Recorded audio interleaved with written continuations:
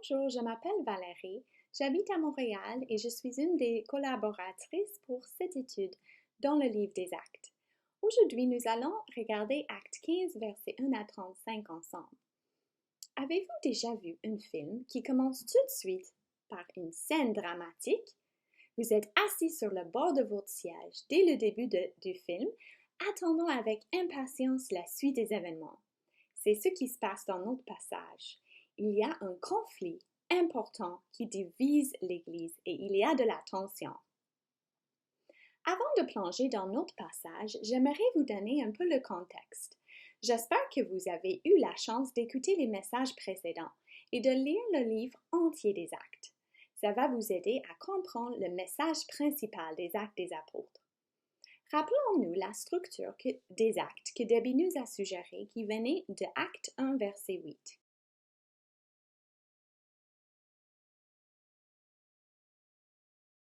Comme Debbie nous a expliqué, la troisième section commence dans la ville d'Antioche, qui devient le premier centre de formation multiethnique de l'Église du premier siècle.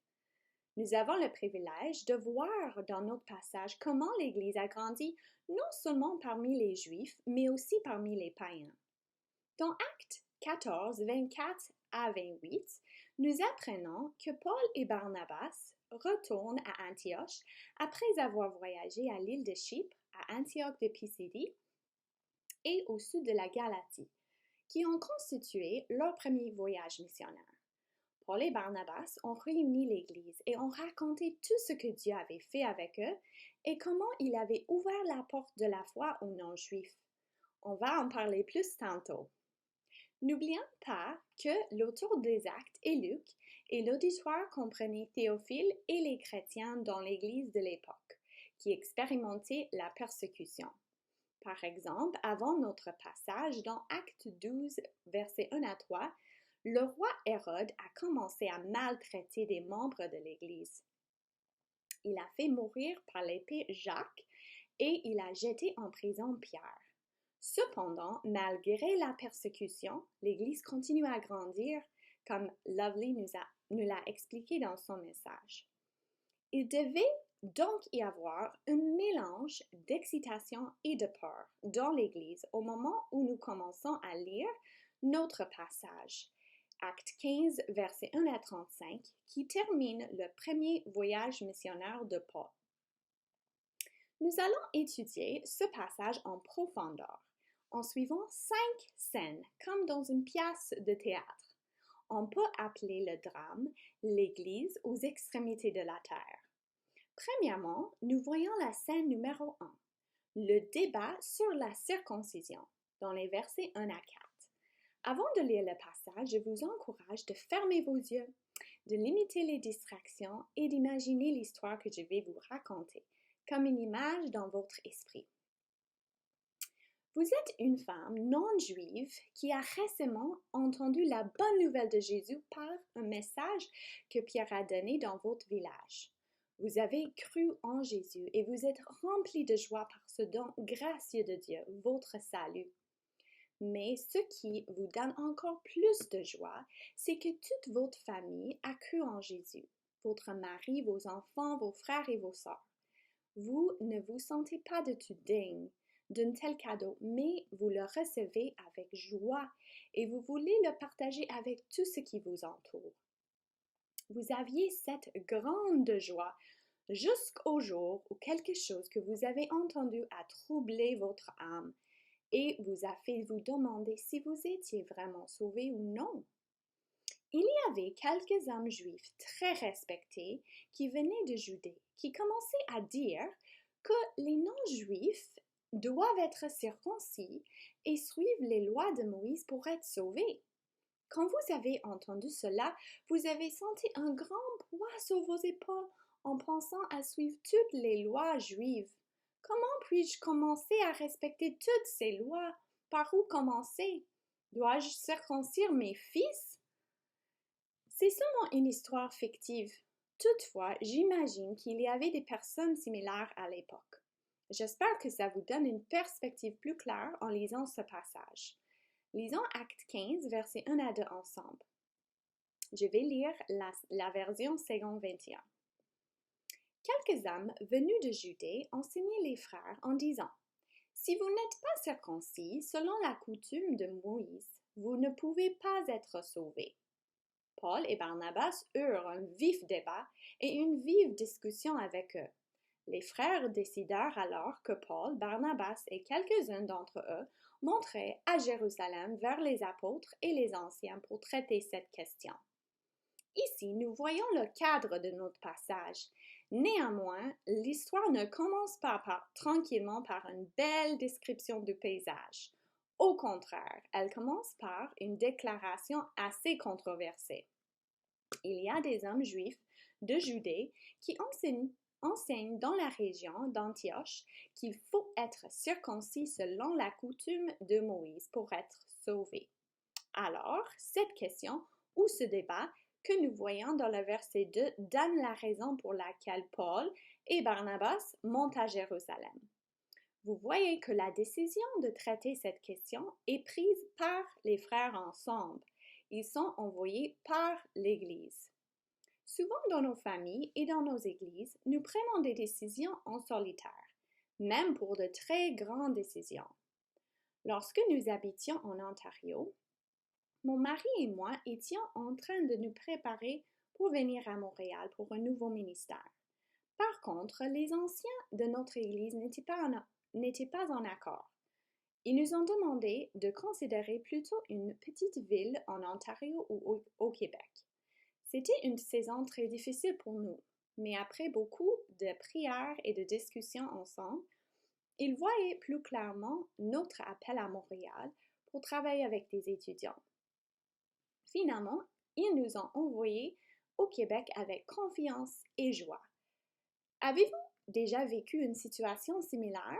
Avez-vous déjà soumis une décision importante à vos anciens ou à d'autres frères et sœurs en Christ en qui vous avez confiance? Continuons à lire les versets 3 et 4. Nous verrons comment Paul et Barnabas voyagent. Envoyés donc par l'Église, ils traversèrent la Phénicie et la Samarie en racontant la conversion des non-juifs.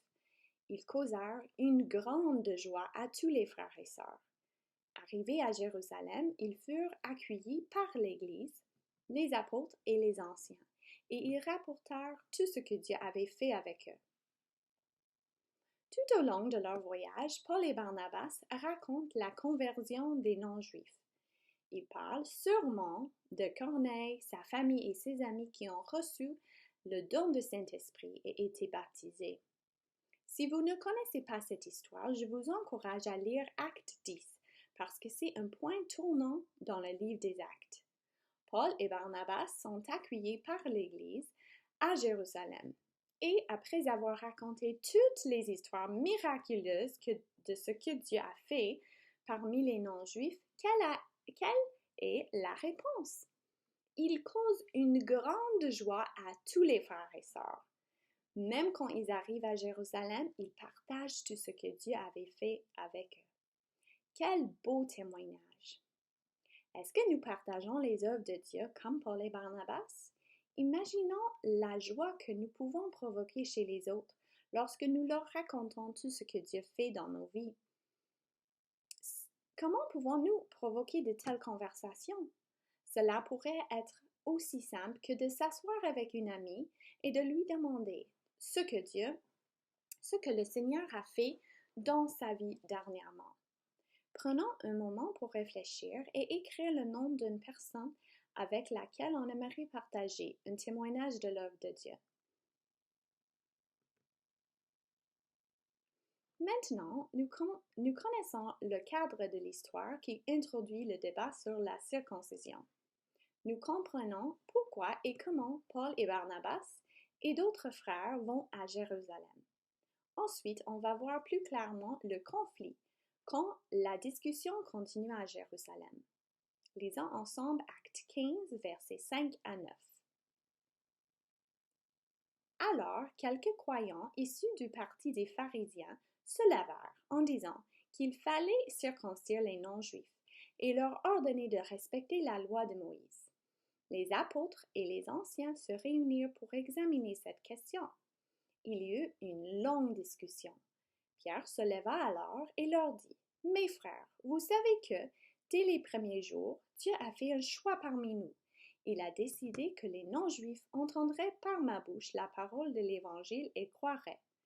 Et Dieu, qui connaît les cœurs, leur a rendu témoignage en leur donnant le Saint-Esprit comme à nous. Il n'a fait aucune différence entre eux et nous, puisqu'il a purifié leur cœur par la foi. » Dans le verset 5, nous voyons que le problème se présente à nouveau. Quelques disciples de Jésus qui étaient autrefois du parti des pharisiens présentent leur cas au conseil, devant les dirigeants de l'Église, qui sont tous ensemble à Jérusalem. Cette fois-ci, ils disent qu'il faut non seulement circoncire les croyants non-juifs, mais aussi leur ordonner de respecter la loi de Moïse. Quel fardeau! Quelle interruption malvenue après avoir entendu les merveilleux témoignages de Paul et Barnabas. Pour cette raison, il y a une longue discussion ou débat. La discussion qui a commencé à Antioche entre quelques hommes continue à Jérusalem au sein d'un groupe important de membres et de responsables de l'Église. J'imagine que les voix n'étaient pas calmes pendant cette discussion. Si vous avez déjà vu des amis latinos ou italiens en train de se disputer en haussant la voix et en faisant des gestes de la main, c'était probablement plus comme ça qu'un groupe de Canadiens où tout le monde s'excuse les uns les autres. Il ne s'agissait pas seulement d'une longue discussion, mais aussi d'une discussion animée, car il s'agissait d'une question importante qui concernait le salut des non-juifs. Il y a un temps pour élever la voix et être enthousiaste pour quelque chose d'important. Nous n'avons pas besoin de nous enflammer pour chaque élément de théologie sur lequel nous pouvons être en désaccord avec d'autres, mais cette question était au cœur de l'Évangile et menaçait de priver la croix de sa puissance. Ils avaient raison de s'enflammer et nous devrions le faire aussi. Finalement, Pierre interrompt le vif débat et adresse son auditoire en disant « Mes frères ». Cela nous rappelle que ceci est une discussion importante parmi les croyants de l'Église débutante. Pierre leur rappelle le plan de Dieu. C'est lui qui a décidé que les non-juifs entendraient par sa bouche la parole de l'Évangile et qu'ils croiraient. Nous voyons un exemple de ceci dans Actes 10, 34 à 48, quand Pierre a ouvert sa bouche pour partager la bonne nouvelle de Jésus avec Corneille ainsi que sa famille et ses amis. Le Saint-Esprit est descendu sur tous ceux qui écoutaient la parole.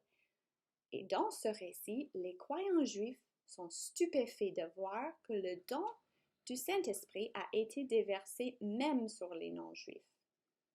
Pourquoi Pierre a été choisi comme instrument de Dieu pour partager l'Évangile avec les non-juifs? Pierre était un juif qui avait suivi les lois juives jusqu'au jour où son monde a été bouleversé. Si vous lisez Actes 10, 9 à 16, vous verrez pourquoi.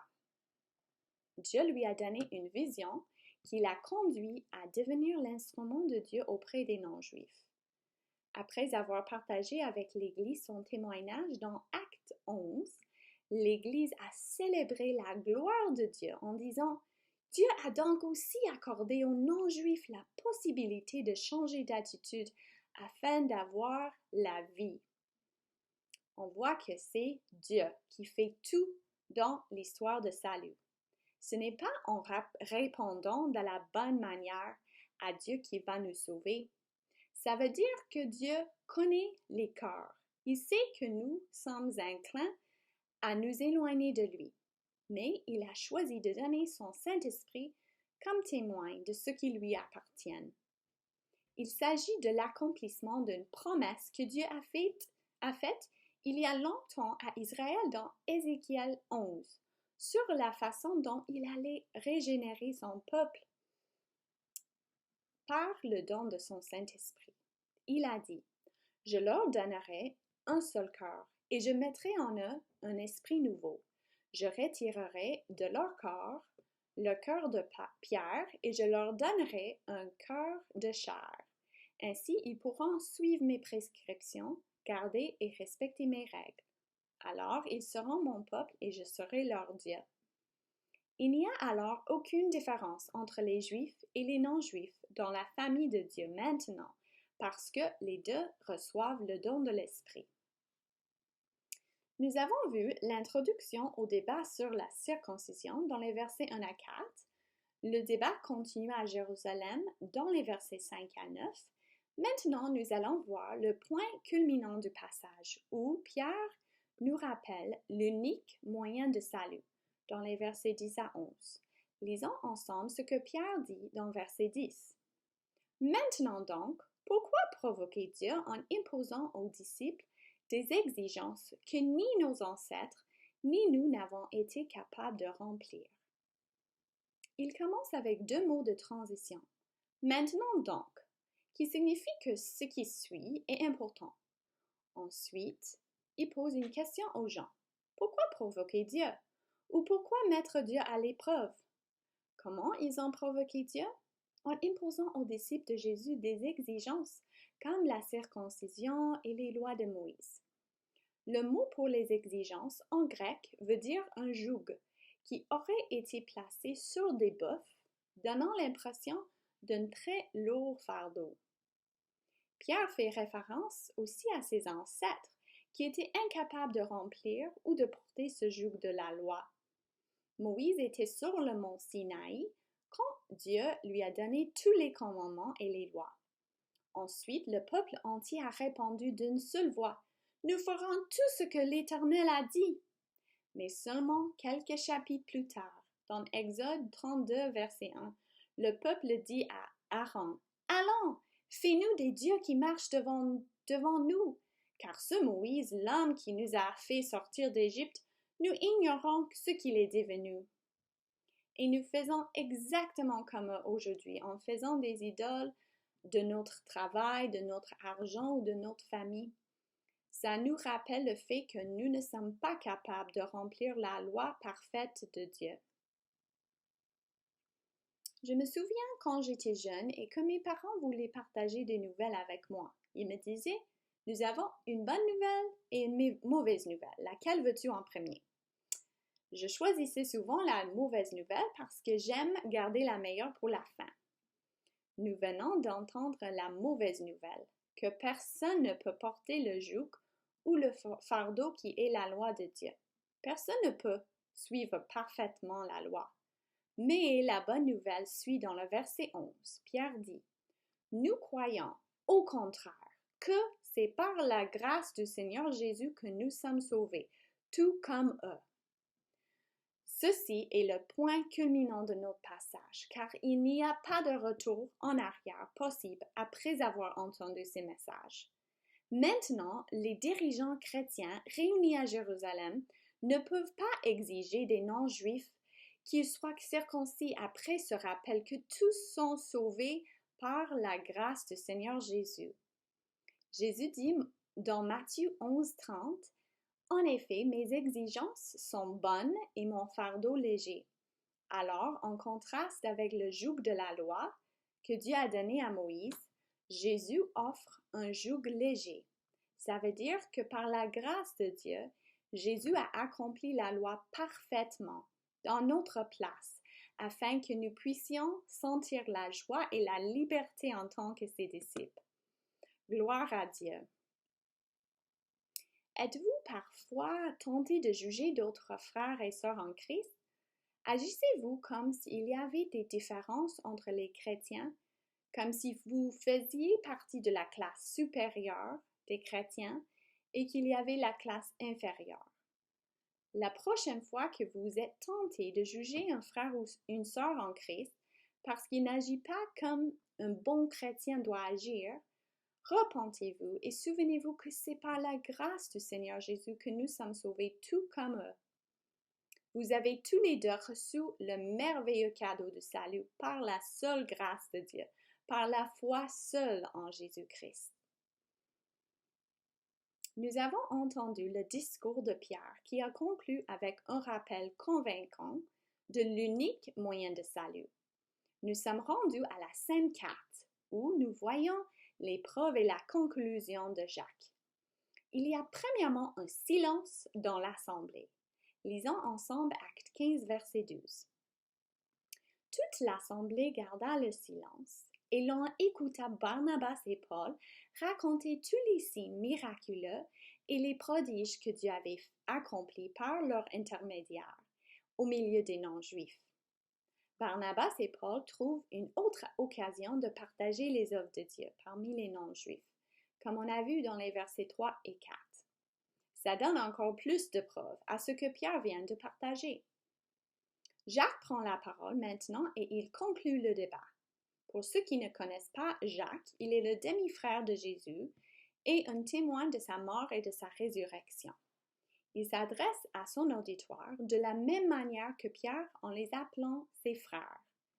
Il a quelque chose d'important à dire. Lisons ensemble les versets 13 à 18. Lorsqu'ils eurent fini de parler, Jacques prit la parole et dit: « Mes frères, écoutez-moi. Simon a raconté comment dès le début, Dieu est intervenu pour choisir parmi les nations un peuple qui porte son nom. Cela s'accorde avec les paroles des prophètes, puisqu'il est écrit: « Après cela, je reviendrai, je relèverai de sa chute la tombe de David. Je réparerai ses ruines et je la redresserai. Alors le reste des hommes cherchera le Seigneur, ainsi que toutes les nations appelées de mon nom, dit le Seigneur qui fait tout cela, et de qui cela est connu de toute éternité. » Jacques approuve ce que Pierre vient de dire et utilise les Écritures pour le soutenir.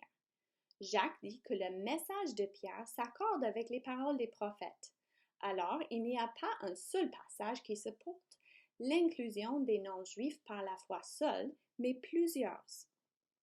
La seule autorité des pharisiens était l'Ancien Testament. Il a donc sûrement utilisé cette citation d'Amos 9, 11 à 12 pour les convaincre. Ce passage est un peu compliqué à comprendre, mais ça parle du fait que le peuple racheté du Seigneur inclut maintenant les non-juifs. Toutes les nations sont incluses dans les bénédictions que Dieu a promises à Abraham. Après avoir cité le prophète Amos, Jacques donne sa conclusion dans les versets 19 à 21. Lisons-les ensemble. C'est pourquoi je pense qu'on ne doit pas créer des difficultés aux non-juifs qui se tournent vers Dieu, mais qu'il faut leur écrire d'éviter les souillures des idoles, l'immoralité sexuelle, les animaux étouffés et le sang. En effet, depuis bien des générations, dans chaque ville, des hommes prêchent la loi de Moïse, puisqu'on la lit chaque sabbat dans les synagogues. Il conclut qu'ils ne doivent pas créer des difficultés ou de troubles pour les non-juifs qui se tournent vers Dieu. Pourquoi leur imposer un lourd fardeau alors que la bonne nouvelle est que nous sommes sauvés par la foi seule en Jésus?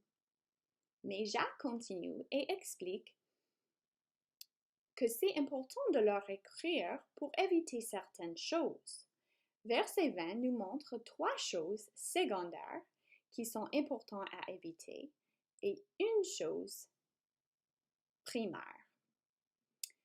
Les 3 choses secondaires, ce sont les souillures des idoles, les animaux étouffés et le sang. Pourquoi sont-ils secondaires?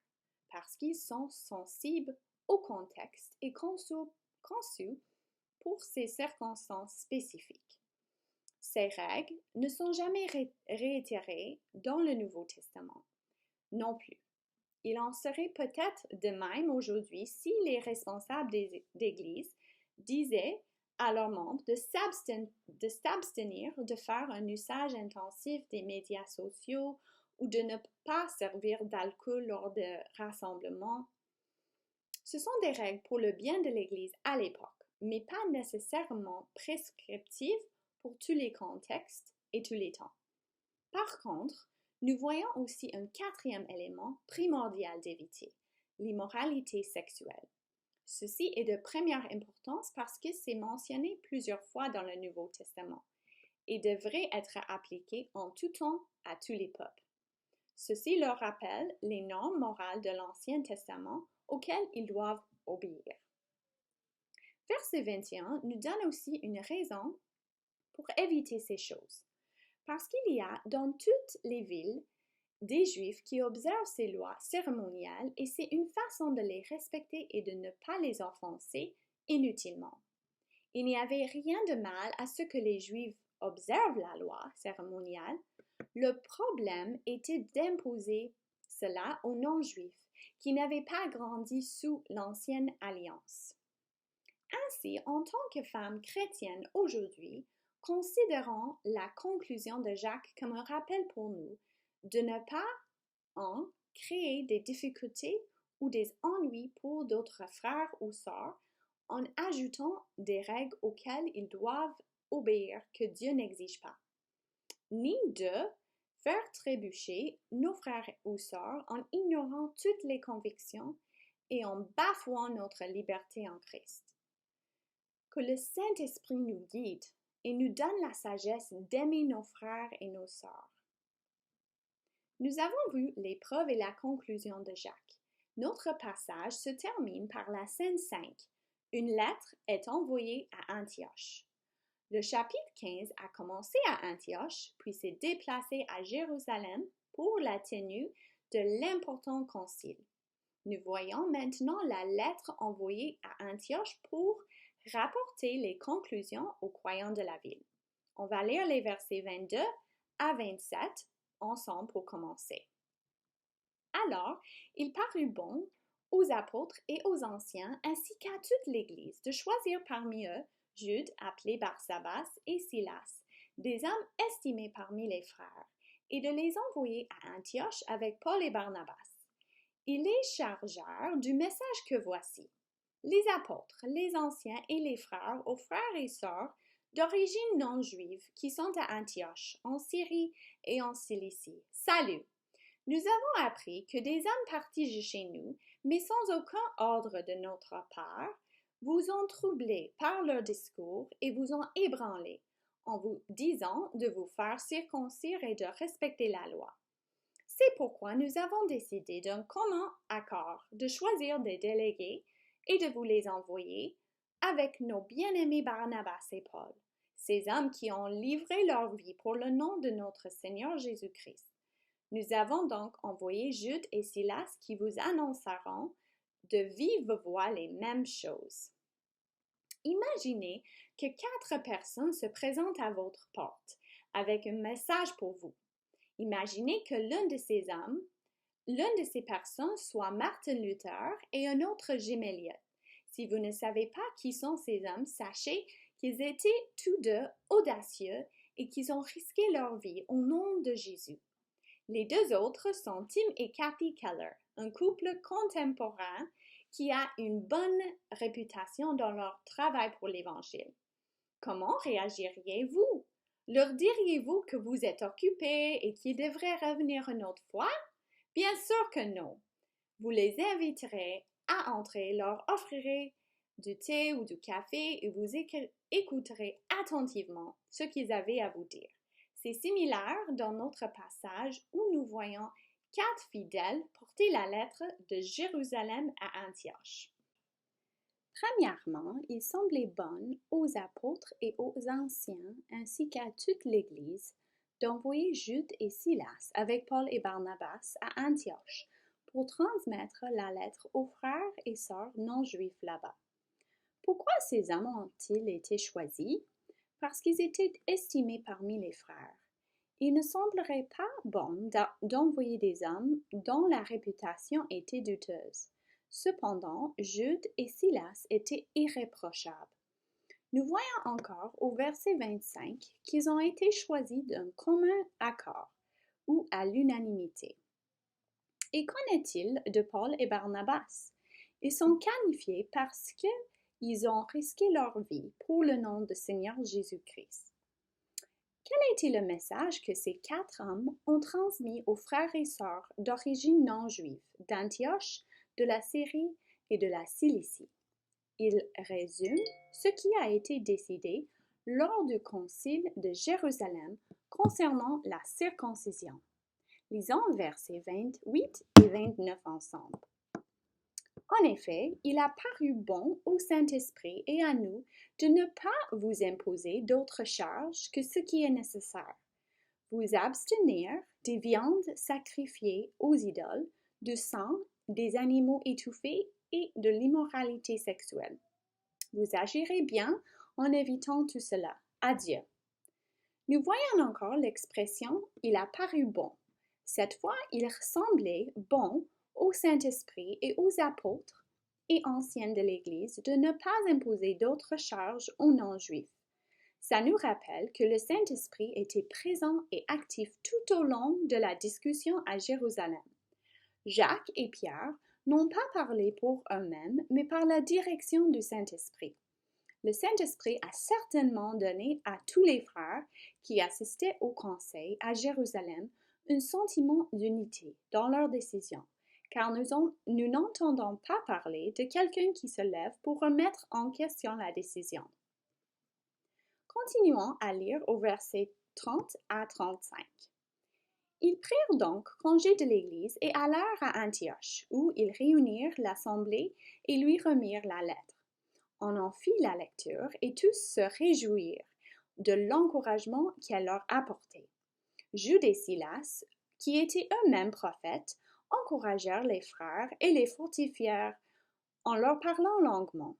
Au bout de quelque temps, ceux-ci les laissèrent retourner en paix vers ceux qui les avaient envoyés. Toutefois, Silas trouva bon de rester.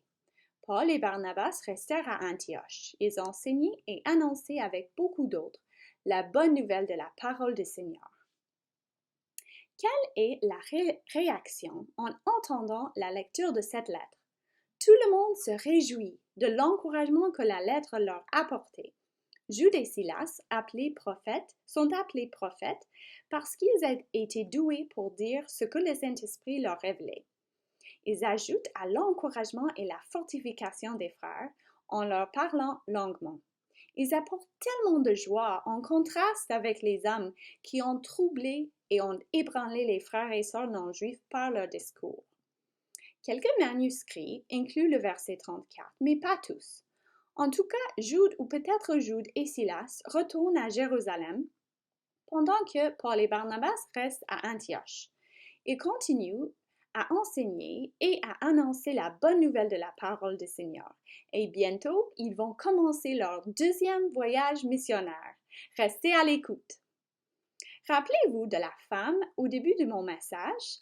Elle était désemparée par le discours des hommes d'origine juive qui ont dit que c'est nécessaire de se faire circoncire et suivre toutes les lois de Moïse. Imaginez-vous maintenant la joie et la liberté qu'elle a trouvée en entendant la merveilleuse nouvelle apportée par ces 4 émissaires de l'Église de Jérusalem. Quel soulagement elle a dû ressentir en apprenant qu'elle n'avait pas à faire circoncire ses fils ni suivre toutes les lois juives pour être sauvée. Elle et toute sa famille pouvaient avoir confiance qu'ils sont sauvés par la grâce de Jésus, tout comme les chrétiens d'origine juive. J'imagine qu'elle a entendu le message de cette lettre et a couru jusqu'à son village pour partager cette bonne nouvelle avec tous ses amis et sa famille. Est-ce que nous répondons à cette bonne nouvelle de la même façon que l'Église primitive et de la même façon que cette femme imaginaire? Ou avons-nous perdu la joie et l'émerveillement de ce message évangélique? Nous devrions être tout aussi émerveillés d'être sauvés par la seule grâce de notre Seigneur Jésus. En lisant Actes 15, versets 1 à 35 ensemble, nous avons vu 5 scènes de l'émission L'Église aux extrémités de la terre. De même qu'il était essentiel que l'Église chrétienne primitive n'impose pas aux croyants non-juifs la circoncision ou d'autres lois juives, il est important que nous n'imposions pas d'autres charges à nous, à nos amis chrétiens, à nos frères et sœurs dans notre Église ou ou aux non-chrétiens avec lesquels on partage l'Évangile, mais c'est tellement facile à faire. Par exemple, dans nos propres pensées, souvent on pense qu'on doit se prendre en main et travailler fort pour plaire à Dieu. On oublie l'Évangile de la grâce et on ajoute beaucoup de tâches qu'on doit faire. Nous sommes aussi tentés d'imposer d'autres charges aux autres quand nous faisons une liste d'activités qui sont acceptables pour les chrétiens. Puis si tu fais une de ces activités comme la danse, boire de l'alcool, te faire tatouer, fumer un cigare, passer l'Halloween ou jouer aux jeux vidéo, tu n'es pas un bon chrétien. En tant que femme, parfois nous jugeons les autres femmes en fonction de ce qu'elles portent ou de leur type de personnalité. Si elles ne correspondent pas à ce que nous considérons comme une femme chrétienne, nous pouvons peut-être remettre en question leur salut. Répandons-nous des façons dont on impose d'autres charges aux autres et proclamons avec passion que c'est seulement par la grâce du Seigneur Jésus que nous sommes sauvés. Merci pour votre attention. Je vais terminer en priant. Seigneur Jésus, on te remercie pour cette bonne nouvelle qu'on a lue, on a appris aujourd'hui, Seigneur. Merci pour ta parole et pour ta grâce. Merci pour le sacrifice que tu as fait sur la croix pour nous. On est tellement reconnaissant parce qu'on ne mérite rien. Aide-nous à se rappeler que c'est par ta grâce que nous sommes sauvés, pas par les choses qu'on fait. Aide-nous à bien comprendre cette vérité dans ta parole. Au nom de Jésus, je prie. Amen.